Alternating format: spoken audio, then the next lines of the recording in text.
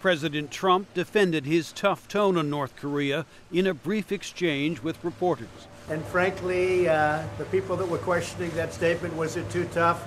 Maybe it wasn't tough enough. Trump followed up with a Friday tweet warning that the U.S. military was locked and loaded if North Korea acted unwisely. The president is facing his first foreign policy crisis, and much of the attention has been on his blunt warning earlier in the week. They will be met with fire and fury like the world has never seen. Trump's remarks were unfortunate, says former Ambassador Bill Richardson. Now I think the president has a chance to rally the nation, to address the country on what our policy is, but most importantly, to calm down. President Obama, he is the founder of ISIS. He's the founder of ISIS. Americans got used to Trump's tough rhetoric during last year's election campaign. But now that he's president, the standard is different, says political analyst Larry Sabato via Skype. He is very impulsive. Now, I suppose you could argue that abroad, that may be a plus when your enemies, when your adversaries think they're dealing with someone who doesn't exactly have a cool head. On the other hand, when you're dealing with nuclear weapons, I'd say it was in everybody's interest, including America's interest, to have someone with a cool head. But Trump defenders say the blunt warning is what his supporters expect.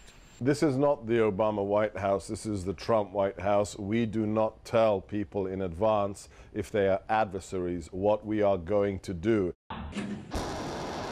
The challenge on North Korea comes in the wake of recent polls that show the president's approval rating at home dipping to new lows, even among Republicans. In the beginning, the vast majority of the people who voted for him strongly supported him, strongly approved his job performance.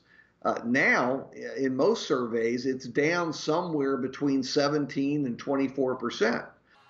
Trump faces a stalled congressional agenda back home and often returns to his core supporters for a boost, as he did recently in West Virginia. Thank you, West Virginia. God bless you.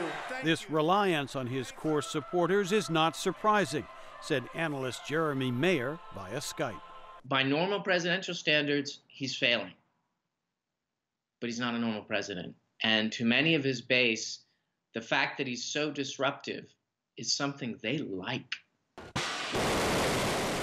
Recent polls show clear majorities of Americans see North Korea as a serious security threat. But only about a third of those polled said they had confidence in the president's ability to deal with the situation. Jim Malone, VOA News, Washington.